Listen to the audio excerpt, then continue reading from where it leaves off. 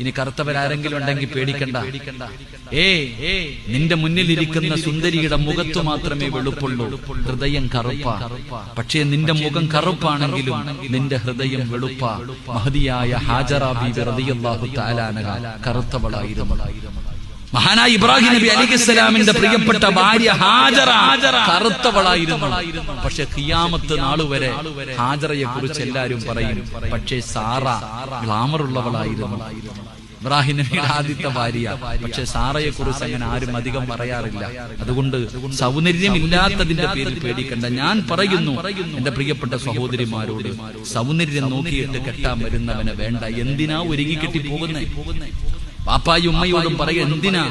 എന്റെ ഫോട്ടോ കണ്ടിട്ട് വാപ്പയോട് പറയണം, കൊണ്ടുപോയി കാണിച്ചു കൊടുക്ക്. കണ്ട് ഇഷ്ടപ്പെട്ടെങ്കിൽ മാത്രം വീട്ടിൽ വന്നാൽ മതി, അല്ലാതെ വെട്ടി വിഴുങ്ങാൻ വരണ്ട.